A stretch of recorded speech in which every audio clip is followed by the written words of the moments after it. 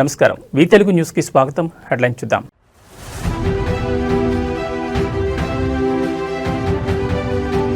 పీఠికాపుర సంక్రాంతి మహోత్సవాల్లో ఉత్సాహం, పాల్గొన్న deputy CM Pawan Kalyan.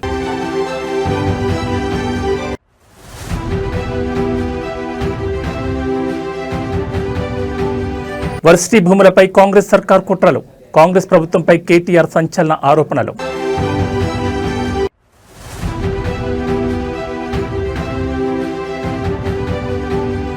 SLBC plan B అమలుకు సన్నాహాలు, మన్నేవారిపల్లి అవుట్లెట్ నుంచి టీబీఎం తొలగింపు.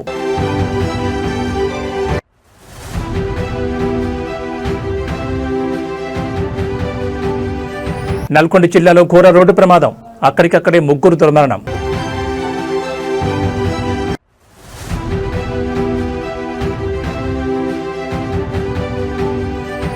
శ్రీవారి మెట్టు మార్గంలో చిరుత సంచారం, నడక మార్గాన్ని తాత్కాలికంగా మూసేసిన టీటీడీ. ఇక వివరాలు చూస్తే ఏపీలో సంక్రాంతి సందడి మొదలైంది. ఉభయ గోదావరి జిల్లాలతో పాటు కృష్ణా, గుంటూరు జిల్లాలో సంక్రాంతి సంబరాలు, ముగ్గుల పోటీలతో పండగ శోభ 4 రోజుల ముందే వచ్చేసింది. వీధుల్లో హరిదాసుల సందడి, రంగవల్లుల్లో గొబ్బెమ్మలు, ఆరుబయట పిండి వంటలు, చుట్టాల కబుర్లు, బంతి భోజనాలు, కోడిపందాలతో పండగ హడావిడి మొదలైంది. డిప్యూటీ సీఎం పవన్ కళ్యాణ్ సొంత నియోజకవర్గమైన పిఠాపురంలో పీఠికాపుర సంక్రాంతి మహోత్సవ వేడుకలను ఆయన ప్రారంభించారు. ఈ సందర్భంగా చిన్నారులకు భోగి పండ్లను పోసి ఆశీర్వదించారు. అనంతరం రాష్ట్ర పర్యాటక శాఖ ఆధ్వర్యంలో హస్తకళలు, చేనేత కళల గొప్పతనాన్ని చాటి చెప్పేలా ఏర్పాటు చేసిన స్టాళ్లను ఆయన పరిశీలించారు. ప్రధానమంత్రి మాతృవందన యోజన కింద గర్భిణీ స్త్రీలకు ప్రభుత్వం తరపున సారిని అందించి ఆశీర్వదించారు. వారికి పోషకాహార కిట్లను అందజేశారు. అనంతరం సంక్రాంతి మహోత్సవాల్లో పవన్ కళ్యాణ్ ఉత్సాహంగా పాల్గొన్నారు. అక్కడి కళాకారులతో కలిసి సరదాగా డాన్స్ చేయగా పవన్ స్టెప్పులకు అభిమానులు కేరింతలు కొట్టారు. ఆవిష్కరణ మహోత్సవ వేడుకలకు మరి ఈ వేదిక సిద్ధంగా ఉంది.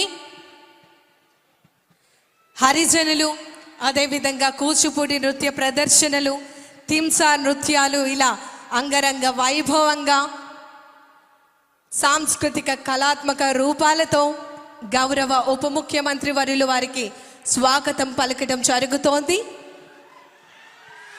గట్టిగా చప్పట్లతో కళాకారులతో వారు కూడా నేరుగా పాల్గొని సాంస్కృతిక కార్యక్రమాలతో వారు అందరూ కూడా వారిని ఎంతగానో ఎంకరేజ్ చేస్తున్నటువంటి సందర్భం మనం చూస్తున్నాం.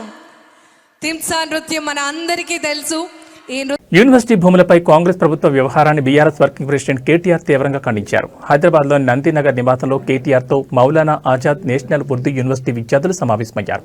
యూనివర్సిటీకి చెందిన 50 ఎకరాల భూమిపై కాంగ్రెస్ ప్రభుత్వం చేస్తున్న కుట్రలపై చర్చించారు. అనంతరం కేటీఆర్ మీడియాతో మాట్లాడుతూ ఉర్దూ యూనివర్సిటీని నిర్వీర్యం చేసే కుట్రలను విద్యార్థులు వివరించారని తెలిపారు. ఓఆర్ఆర్ కోసం మౌలానా ఆజాద్ నేషనల్ ఉర్దూ యూనివర్సిటీ గతంలో 32 ఎకరాలు ఇచ్చిందని కేటీఆర్ తెలిపారు. కాజాగూడ లింక్ రోడ్ కోసం మరో 7 ఎకరాల భూమి ఇచ్చారని పేర్కొన్నారు. ఇప్పుడు మళ్లీ 50 ఎకరాల భూమిపై రేవంత్ సర్కార్ కుట్రలు చేస్తోందని ఆరోపించారు. ప్రస్తుతం రాష్ట్రం రియల్ ఎస్టేట్ బ్రోకర్ చేతిలో ఉందని అన్నారు. అగ్రికల్చర్ యూనివర్సిటీ, హెచ్సియు భూములపై రేవంత్ కుట్రలు చేస్తారని మండిపడ్డారు. హెచ్సియులో 10,000 కోట్ల కుంభకోణం జరిగితే కేంద్రం ఎందుకు స్పందించడం లేదని ప్రశ్నించారు. యూనివర్సిటీ భూములపై రేవంత్ సర్కార్ విరుచుకుపడుతోందని కేటీఆర్ విమర్శించారు. రాజ్యాంగాన్ని చేతిలో పట్టుకుని రాహుల్ గాంధీ చేస్తుంది ఇదేనా అని ప్రశ్నించారు.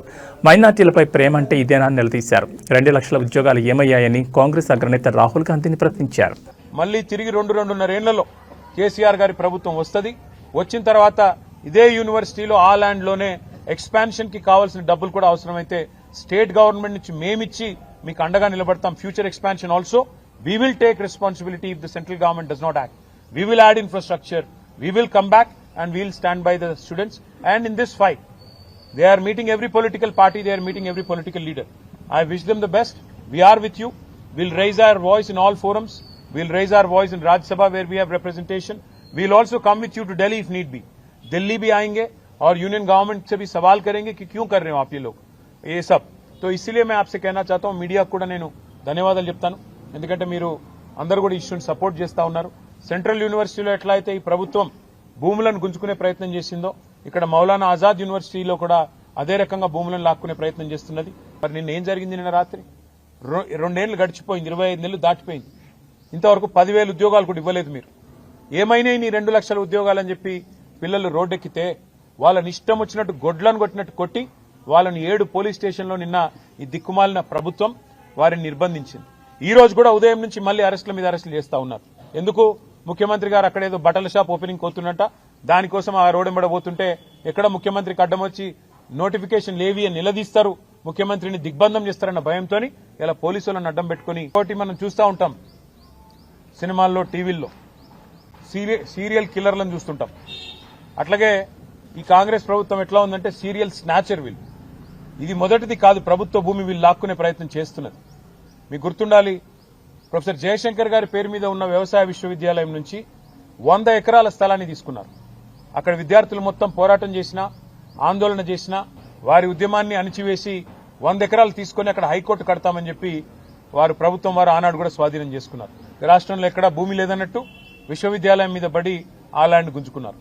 ఆ తర్వాత హైదరాబాద్ సెంట్రల్ యూనివర్సిటీలో కూడా ఇదే రకమైన రియల్ ఎస్టేట్ దందా, ఇదే రకమైన రియల్ ఎస్టేట్ వ్యాపారం అక్కడ కూడా చేసే ప్రయత్నం చేసి 400 ఎకరాలు అక్కడ మరి యూనివర్సిటీ భూమిని కూడా తీసుకునే ప్రయత్నం చేస్తే చివరికి సుప్రీంకోర్టు చీఫ్ జస్టిస్ ఆయన స్వయంగా బీఆర్ గవాయి గారు, ఆయన గ్రీన్ బెంచ్ కూడా ఆయనే చూస్తారు కాబట్టి సువమోటోగా ఆయన తీసుకొని ఆదేశాలు ఇచ్చేదాకా వీళ్ళు ఇక్కడ రాష్ట్ర ప్రభుత్వం పట్టించుకోలేదు, కేంద్ర ప్రభుత్వం కూడా పట్టించుకోలేదు. సెంట్రల్ యూనివర్సిటీ భూమి అయినప్పటికీ కేంద్రము స్పందించలేదు. ఇక్కడ రాష్ట్రం అయితే ఒక రియల్ ఎస్టేట్ బ్రోకర్ చేతిలో ఉంది కాబట్టి రాష్ట్రం ఎట్లాగూ వాళ్లే హరాస్మెంట్ చేస్తున్నారు కాబట్టి వాళ్ళు స్వయంగా పట్టించుకోలేదు. కానీ సుప్రీంకోర్టు ఇన్వాల్వ్ అయిన తర్వాత నిజంగా ఒక బాధాకరమైన సంఘటన జరిగింది. సుప్రీంకోర్టు ఇన్వాల్వ్ అయ్యి ఒక సెంట్రల్ ఎంపవర్డ్ కమిటీని వేసిన తర్వాత ఆ కమిటీ చెప్పింది స్పష్టంగా 10,000 కోట్ల కుంభకోణం. అశోక్ నగర్ లో సినిమా థియేటర్ ప్రారంభోత్సవానికి వెళ్తున్న ముఖ్యమంత్రి రేవంత్ రెడ్డిపై మాజీ మంత్రి హరీష్ రావు తీవ్రస్థాయిలో విమర్శలు గుప్పించారు. వినోద కార్యక్రమాలకు వెళ్తున్న ముఖ్యమంత్రికి అదే ప్రాంతంలో ఉన్న నిరుద్యోగుల ఆవేదన వినిపించడం లేదని ఆయన ప్రశ్నించారు. హరీష్ రావు రేవంత్ రెడ్డికి సూటుగా సవాల్ విసిరారు. ఎన్నికల సమయంలో ఇదే అశోక్ నగర్ కు రాహుల్ గాంధీతో కలిసి వచ్చి అధికారంలోకి వచ్చిన మొదటి ఏడాదిలోనే 2 లక్షల ఉద్యోగాలు ఇస్తామని హామీ ఇచ్చారు. ఇప్పుడు అదే అశోక్ నగర్ కు వస్తూ నిరుద్యోగులను కలిసే ధైర్యం మీకుందా అని నిలదీశారు. థియేటర్ పక్కనే ఉన్న సెంట్రల్ లైబ్రరీకి వెళ్లి అక్కడ ఉద్యోగాల కోసం వేచి చూస్తున్న నిరుద్యోగుల పరిస్థితిని చూడాలని రేవంత్ రెడ్డి సూచించారు. అసెంబ్లీలో మంత్రి శ్రీధర్ బాబు అందరికీ ప్రభుత్వ ఉద్యోగాలు ఇవ్వలేమని చెప్పడం నిరుద్యోగులను వంచడమేనన్నారు. బట్టి విక్రమార్క ప్రకటించిన జాబ్ క్యాలెండర్ ఒక జాబ్లెస్ క్యాలెండర్ గా మిగిలిపోయిందని ఎద్దేవా చేశారు. ఇవాళ రేవంత్ రెడ్డి గారు ఒక సినిమా థియేటర్ ఓపెనింగ్ పోతున్నారు. పోనీ మంచిదే, సినిమా టాకీస్ ఎవరు అశోక్ నగర్ లో పిలిచిందట, ఇబ్బంది కత్తిరించినందుకు అశోక్ నగర్ పోతున్నారు cinema talkies inauguration. Revanth Reddy మరి పోతున్నాం అశోక్ నగర్ కానీ మరి ఎలక్షన్ల ముందు అదే అశోక్ నగర్ లో సెంట్రల్ లైబ్రరీకి పోయినావు, యాదుకుందా? నువ్వు రాహుల్ గాంధీ కలిసి అశోక్ నగర్ లో ఆ సినిమా టాకీస్ పక్కకే సెంట్రల్ లైబ్రరీ ఉంటుంది. అక్కడ మెట్ల మీద కూర్చొని బిడ్డ మాకు గవర్నమెంట్ వచ్చేటట్టు చేయి, మా గవర్నమెంట్ వస్తే కాంగ్రెస్ ప్రభుత్వం రాగానే 2 లక్షల ఉద్యోగాలు ఒకటే ఏడాది ఇస్తా అని మాట ఇచ్చేచ్చినావు. మరొక్కసారి పోయిరారా అందాక సినిమా టాకీస్ రిబ్బన్ కత్తిరించినాక ఒక్కసారి అశోక్ నగర్ సెంట్రల్ లైబ్రరీకి పోయిరారాదు, పోయి ఏం చేసినావో వాళ్ళకి ఇచ్చిన మాట ఏందో ఒక్కసారి మాట్లాడు. నిన్న దిల్సుఖ్ నగర్ లో పిల్లలంతా రోడ్ల మీదకి వచ్చి ధర్నా చేసాం. ఎన్నికల ముందు కాంగ్రెస్ వాళ్ళేమో 2 లక్షల ఉద్యోగాలు ఏడాది ఇస్తాం, గవర్నమెంట్ ఉద్యోగాలు ఇస్తామన్నారు. నిన్న అసెంబ్లీలో మంత్రి శ్రీధర్ బాబు గారు చెప్తున్నారు, గవర్నమెంట్ ఉద్యోగాలు ఆడుంటాయి పోయి ప్రైవేట్ లో నౌకరు చేసుకోపోయి అందరి గవర్నమెంట్ ఉద్యోగాలు ఇచ్చి సాధ్యమవుతుందా, ఇది కాదు అని చేతులు ఎత్తేసాడు. బట్టి విక్రమార్క గారేమో జాబ్ క్యాలెండర్ పెట్టి జాబ్లెస్ క్యాలెండర్ చేసేసిండు దాన్ని. మరి ఇప్పుడు అశోక్ నగర్ కు రేవంత్ రెడ్డి గారు సినిమా టాకీస్ ఇనాగ్రేషన్ పోతే 1000 మంది పోలీసు వాళ్ళని పెట్టిరట. ఏదైనా సందులోకి వెళ్ళి పొలాలు అత్తారేమో అడుగుతారేమో అని 1000 మంది పోలీసు వాళ్ళని పెట్టుకుని సినిమా టాకీస్ ఇనాగ్రేషన్ పోతుండే. ఇప్పుడు నిన్న మొన్న దిల్సుఖ్ నగర్ లో పిల్లలు పాపం ఏమైనాయి మా 2 లక్షల ఉద్యోగాలు, ఏమైంది మా జాబ్ క్యాలెండర్ అని అడిగితే వాళ్ళ ఈపులన్నీ వాయగొట్టేసి బూతులు. సంగారెడ్డి జిల్లా కొల్లూరులో 9 ఎకరాలకు పైగా భూమిని కబ్జా చేసేందుకు యత్నించారు కొందరు వ్యక్తులు. రాత్రికి రాత్రి 200 మందికి పైగా దుండగులు ప్రైవేట్ భూమి వద్దకు చేరుకున్నారు. కంటైనర్, నేమ్ బోట్లు, రేలింగ్ పైపులతో డీసీఎం ట్రాలీ ఆటోలు అర్ధరాత్రి వేళ వచ్చి హల్చల్ చేశారు. జేసీబీల సహాయంతో ప్రహారీ గోడలు తొలగించి రేలింగ్ పైపులను పాతిన వైనం కనిపిస్తోంది. దుండగులు సెక్యూరిటీ గార్డులను కిడ్నాప్ చేసి నార్సింగ్ వద్ద వదిలేసి వచ్చారు. మరో వాచ్మెన్ దంపతులపై దాడి చేసి చంపుతామని బెదిరింపులకు పాల్పడ్డారు. G Madhavi wife of Bhagwant రెడ్డికి చెందిన సర్వే నెంబర్ 192/9లోని 5.12 గుంటల భూమి, చదలవాడ శ్రీనివాస్ చెందిన 4 ఎకరాల భూమి ఉన్నట్లు అధికారులు గుర్తించారు. వదిలిపెట్టిన సెక్యూరిటీ గార్డుల ద్వారా సమాచారం అందుకున్న సూపర్వైజర్ పోలీసులకు సమాచారం ఇవ్వడంతో కొల్లూరు పోలీసులు ఘటనాస్థలానికి చేరుకున్నారు.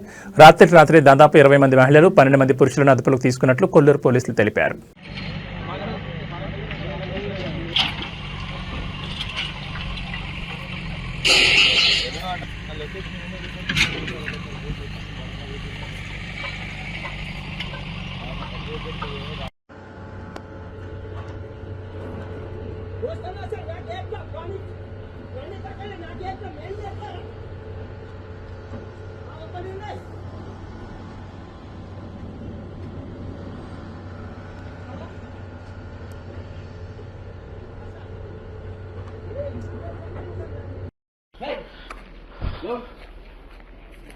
ఇంకా తెల్లారలే ఉండు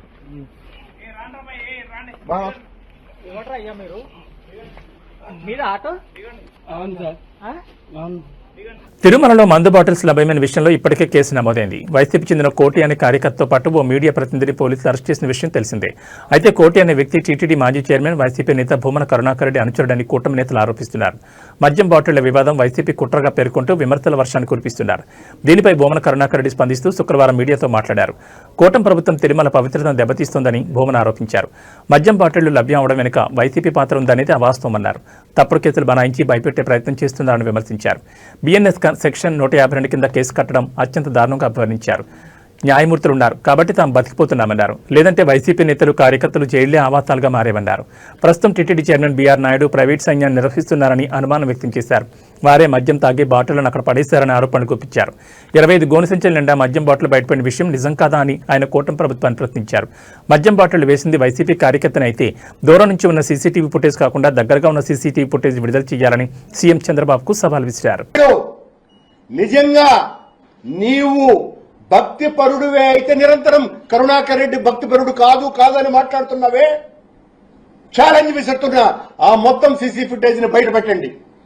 ఒకవేళ నువ్వు అన్నట్టుగానే కోటి చేశాడు అన్నది మరి ఏమైంది మీ భద్రతా వ్యవస్థ? కింద అంత పెద్ద ఎత్తున టాస్క్ ఫోర్స్ అంతా ఉంటుంది కదా, చెక్ పోస్ట్ ఉంది కదా, ఎలా వెళ్ళినాయి? మా వాళ్ళు తీసుకుపోతూ ఉంటే ఎందుకు పట్టుకోలేకపోయినామైనటువంటి సమస్యలు వస్తున్నాయి కొండ మీద. ఏదో నేను చేశానని బీఆర్ నాయుడు అంటున్నాడు. బీఆర్ నాయుడు, నేను చెప్తున్నా, నీ ప్రైవేటు సైన్యం, నీ దళారీ సేన తాగి పారేసి ఉండవచ్చు. నీకెక్కడ భక్తి ఉంది? నువ్వు నీ అరాచకాలకు అంతెక్కడుంది? ఎలా వచ్చాయి నీకు ఇన్ని వేల లక్షల? తిరుమల శ్రీవారి మెట్టు నడక మార్గంలో మరోసారి చిరుత సంచారం కలకలం రేపింది. ఈ మార్గంలో 400 మెట్టు సమీపంలో చిరుత సంచరిస్తున్నట్లు కొందరు భక్తులు గుర్తించి వెంటనే టీటీడీ అధికారులకు సమాచారం అందించారు. దీంతో భద్రతా సిబ్బంది హుటాహుటిన ఆ ప్రాంతానికి చేరుకుని పరిస్థితిని సమీక్షించారు. భక్తుల భద్రతను దృష్టిలో ఉంచుకుని టీటీడీ అధికారులు శుక్రవారం ఉదయం శ్రీవారి మెట్టు మార్గంలో రాకపోకలను తాత్కాలికంగా నిలిపివేశారు. మార్గం మొత్తం విస్తృతంగా తనిఖీలు చేపట్టి చిరుత కదలిక లేవని నిర్ధారించుకున్న తర్వాత భక్తులను తిరిగి అనుమతించారు. ఈ నేపథ్యంలో భక్తులు అప్రమత్తంగా ఉండాలని, ఒంటరిగా కాకుండా గుంపులుగా ప్రయాణించాలని అధికారులు సూచించారు. పరిస్థితిని నిరంతరం పర్యవేక్షిస్తున్నామని, భక్తులు భయపడాల్సిన అవసరం లేదని భరోసా ఇచ్చారు. గత కొంతకాలంగా అలిపిరి శ్రీవారి మెట్టు మార్గంలో చిరుతలు, ఎలుగుబంట్ల సంచారం తరచుగా నమోదవుతుండటంతో భక్తులు ఆందోళన చెందుతున్నారు. ఇప్పటికే టీటీడీ ఆయా ప్రాంతాల్లో సీసీ కెమెరాలతో నిఘాను పటిష్టం చేసింది. రాత్రి వేళల్లో భక్తులను గుంపులుగా అనుమతించడం, అటవీ ప్రాంతాల్లో ఆహార పదార్థాలు పడేయొద్దని సూచించడం వంటి జాగ్రత్తలు తీసుకుంటున్న విషయం తెలిసిందే.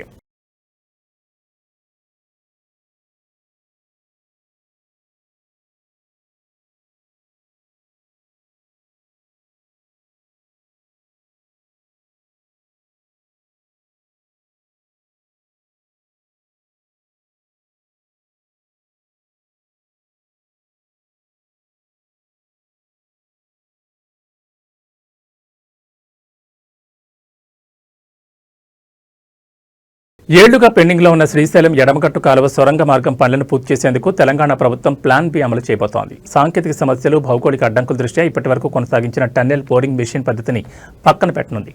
సొరంగం తవ్వకంలో ఎదురవుతున్న అవాంతరాలను అధిగమించేందుకు ఇకపై డ్రిల్లింగ్ అండ్ బ్లాస్టింగ్ పద్ధతిని అనుసరించాలని అధికారులు ప్రభుత్వానికి విన్నవించారు. ఈ మేరకు ఇప్పటికే మన్నేవారిపల్లి అవుట్లెట్ వైపు ఉన్న భారీ టన్నెల్ బోరింగ్ మెషిన్ తొలగించే ప్రక్రియను కూడా విజయవంతంగా పూర్తి చేశారు. ఈ యంత్రాన్ని బయటకు తీసేందుకు ఇంజనీర్లు, సిబ్బంది సుమారు 4 రోజుల పాటు శ్రమించాల్సి వచ్చింది. గత ఏడాది ఫిబ్రవరిలో దోమలపెంట ఇన్లెట్ వైపు సొరంగం లోపల జరిగిన ఘోర ప్రమాదం కారణంగా పనులు పూర్తిగా నిలిచిపోయాయి.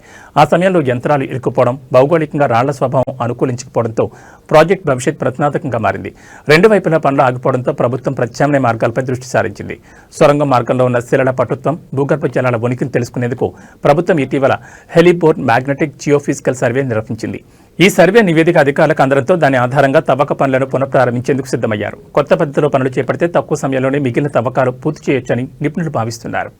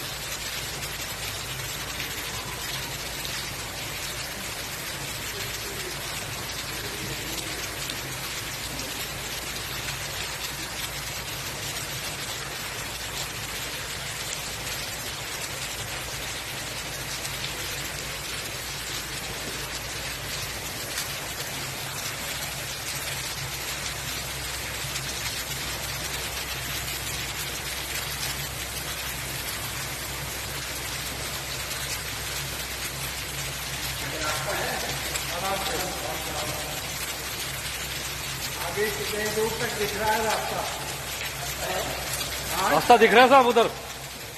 ओके, दिख रहा, बोल रहे। 100 मीटर 150 मीटर होगा।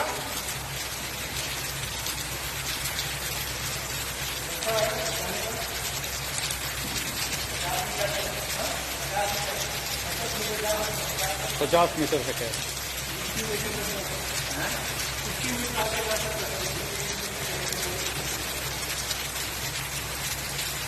कोई दिख रहा है सर? अच्छा,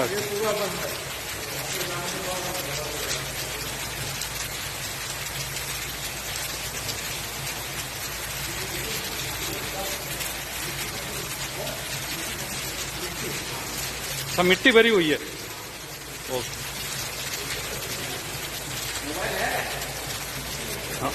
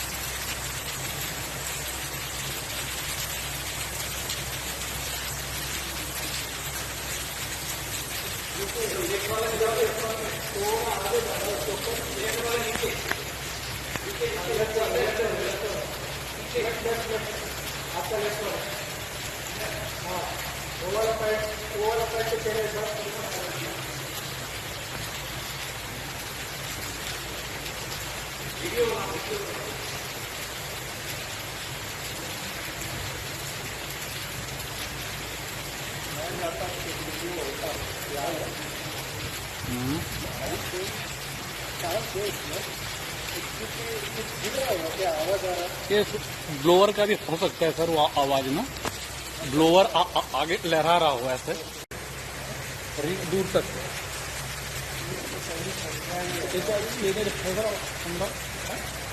13,500 में पंप स्टेशन 5 है ना ये। 13,500 और आवाजें आ रही है।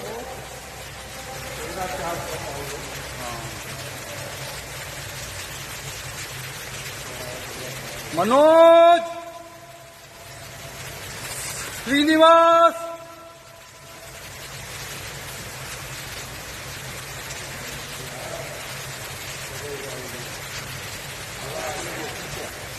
नहीं सर, बेल्ट डैमेज है इसके बाद में, बेल्ट डैमेज है ना इसके बाद। యూనివర్సిటీ భూములను కొల్లగొట్టేందుకు రేవంత్ సర్కార్ కుట్రలు చేస్తోందని మను విద్యార్థులు ఆరోపించారు. భూముల అమ్మకాలపై పోరాటం చేస్తుంటే వేధిస్తున్నారని మండిపడ్డారు. యూనివర్సిటీ భూముల జోలికొస్తే ఊరుకునేది లేదని హెచ్చరించారు. యూనివర్సిటీలో రియల్ ఎస్టేట్ దందా చేస్తే సహించమని వార్నింగ్ ఇచ్చారు. రాజ్యాంగం పట్టుకుని తిరిగే వాళ్లు విద్యార్థులకు అన్యాయంపై స్పందించారా అని ప్రశ్నించారు. హైదరాబాద్ నందినగర్లో నివాసంలో కేటీఆర్తో సమావేశం అనంతరం మను విద్యార్థులు మీడియాతో మాట్లాడారు. రేవంత్ సర్కార్ కుట్రలపై ఆందోళన తీవ్రతరం చేస్తామని హెచ్చరించారు. ఈ వ్యవహారంపై ఎంపీలందరూ వెంటనే స్పందించాలని డిమాండ్ చేశారు. మనోభూములపై అధికారులు రాతపూర్వకంగా సమాధానం ఇవ్వాలన్నారు. లేదంటే దేశవ్యాప్తంగా ఆందోళన తీవ్రతరం చేస్తామని హెచ్చరించారు. అన్ని యూనివర్సిటీల విద్యార్థులతో కలిసి పోరాటాన్ని ఉధృతం చేస్తామని తెలిపారు. యూనివర్సిటీలో జరుగుతున్న కుట్రలపై కేంద్రం స్పందించాలని డిమాండ్ చేశారు. आप हमको रेवेन्यू जनरेशन की निगाह से देखना बंद करिए, पहली चीज। दूसरी चीज, रियल एस्टेट का बिजनेस आपको करना है तो कैंपसेस से बाहर करने की कोशिश कीजिए। तीसरी चीज, आप ये हमसे सवाल करके ये कह रहे हैं, यहाँ के टूरिज्म मिनिस्टर का बयान आया कि ये एक रूटीन सर्वे है, हम इससे किसी तरह का हंगामा नहीं चाह रहे हैं, लेकिन यही सेम पैटर्न आपने एचसीयू में अपनाया था। अभी बिजनेस का एक स्कूल है, उसमें आप अपना रहे हैं। कहने का मतलब ये है कि तेलंगाना की बुनियाद जिस शर्त पर हुई थी और जिन कुर्बानियों के बाद ये तेलंगाना बना था, वो ये कतई नहीं था कि आप जो है इस हिंदुस्तान को जबानों की बुनियाद पर भी बांटेंगे, रियल एस्टेट की नजरों से भी बांटेंगे, रेवेन्यू जनरेट नहीं हो रहा तो उस बुनियाद पर भी बांटेंगे। और आखिरी चीज ये कि मानू ने जब ये नोटिस देखा और उन्होंने ये देखा कि सारे ग्रुप्स को उन्होंने यूनाइट किया और एक पब्लिक कॉल दी। जब हमने पब्लिक कॉल दी तो हमको थ्रेट किया गया, अननोन नंबरों से मुझे थ्रेट्स आए हैं, ऐसे लोगों की तरफ से थ्रेट्स आए हैं कि आप को आगे का कैरियर नहीं देखना है क्या? आप पीएचडी के बाद कुछ नहीं करना चाहते हैं क्या? हमें मालूम है आप कहाँ रहते हैं। इस तरह के अगर थ्रेट दिए जा रहे हैं सेंट्रल यूनिवर्सिटी में पढ़ने वाले लोगों को, पीएचडी स्कॉलर्स को, हम देख लें कि एजुकेशन के साथ हुकूमत का रवैया क्या है। बीजेपी की पॉलिसी है बेच दो, कांग्रेस ठीक उसी पॉलिसी पर अमल कर रही है। हम डिफरेंशिएट नहीं कर पा रहे हैं यहाँ की गवर्नमेंट में और सेंटर में जो रूलिंग पार्टी है उसमें। तो अगर ये पैटर्न बना रहा तो मैं आखिर में ये कहना चाहता हूं कि मानू में तकरीबन 60,000 लोग डिस्टेंस से जुड़े हुए हैं। इसके 12 से ज्यादा ऑफ कैंपसेस हैं, रीजनल सेंटर चलते हैं, 120 कोर्सेज यहाँ चलते हैं, पूरा हिंदुस्तान को यहाँ पर रिप्रेजेंट किया जाता है।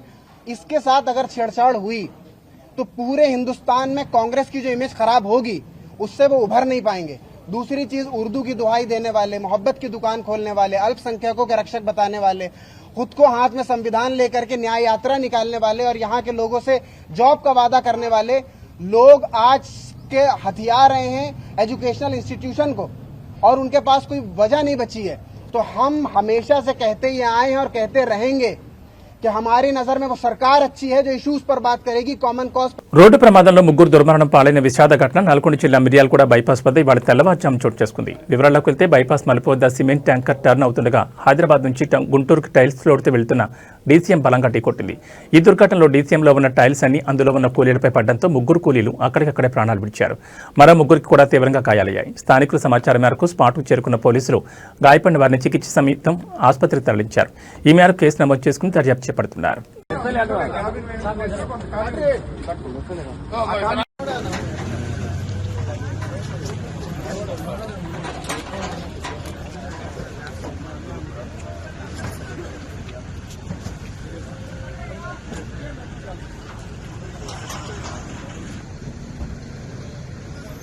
మహబూబాబాద్ జిల్లాలో అగ్ని ప్రమాదం జరిగింది. మరిపేట మండల కేంద్రంలోని హనీ 7 హిల్స్ బార్ అండ్ రెస్టారెంట్లో మంటలు చెలరేగాయి. జనవరి 9న ఉదయం తెల్లవారుజామున రెస్టారెంట్లో మంటలొచ్చాయి. స్థానికుల సమాచారంతో ఘటనా స్థలానికి వచ్చిన ఫైర్ సిబ్బంది మంటలు నార్పేశారు. ప్రమాదంలో 2 2-వీలర్ వెహికల్స్ కూడా దగ్ధమయ్యాయి. రెస్టారెంట్ పూర్తిగా దగ్ధమైంది. దాదాపు 40 లక్షల వరకు ఆస్తి నష్టం వాటిల్లినట్టు తెలుస్తోంది. విద్యుత్ షార్ట్ సర్క్యూట్తో ప్రమాదం జరిగినట్టు తెలుస్తోంది. కేసు నమోదు చేసుకుని దర్యాప్తు చేస్తున్నారు పోలీసులు.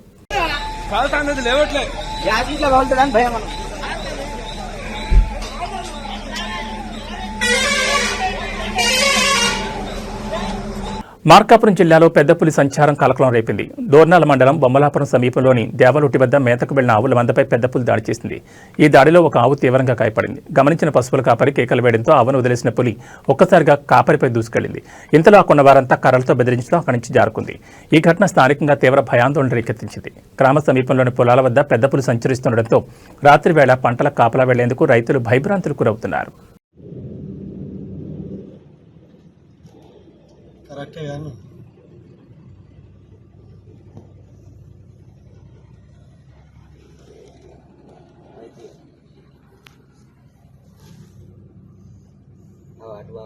అటు వెళ్తాను రోడ్డు పక్కల పుంటే ఉన్నది కాదే, లోపలి పోతలేదు కదా. పోనీ కొద్దిగా మీద పడదులే, అది ఇవ్వాలని ఏమంటలే అంట. 4-5 రోజులు అవుతుంది.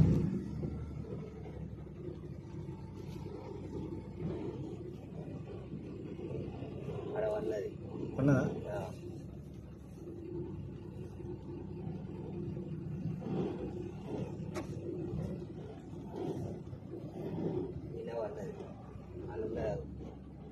అవునా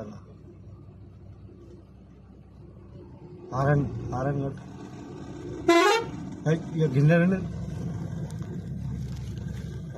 ఇరాన్ రాజధాని టెహరాన్ ఇతర నగరాల గుండా పెద్ద సంఖ్యలో నిరసనకారులు కవాతు చేస్తున్నట్లు పలు వీడియోల్లో కనిపిస్తోంది. ఇవి ఇరాన్ మత నాయకులకు వ్యతిరేకంగా గత కొన్నేళ్లలో జరిగిన అతిపెద్ద నిరసనలని చెబుతున్నారు. నిన్న రాత్రి టెహరాన్లో ఇరాన్లోని 2వ అతిపెద్ద నగరమైన మహషాద్లో శాంతియుత ప్రదర్శనలు జరిగాయి. భద్రతా దళాలు ఈ నిరసనలు ఆపలేదు. బీబీసీ పర్షియన్ ఆ వీడియోలను తనిఖీ చేసి ధృవీకరించింది. మరోవైపు దేశవ్యాప్తంగా ఇంటర్నెట్ బ్లాకౌట్ ఉందని ఒక మానిటరింగ్ గ్రూప్ రిపోర్ట్ చేసింది. ఇరాన్ సుప్రీం నాయకుడు అయతుల్లా అలీ ఖొమైనీని తొలగించాలని డిమాండ్ చేస్తూ నిరసనకారులు మాట్లాడడం వీడియోలో వినిపిస్తోంది. ప్రవాసంలో నివసిస్తున్న ఇరాన్ మాజీ రాజకుమారుడు రిజా పహ్లావి తిరిగి ఇరాన్ రావాలని కూడా వారు పిలుపునిచ్చారు. రోడ్డెక్కి నిరసన తెలియజేయమని రిజా పహ్లావి తన మద్దతుదారులను కోరారు.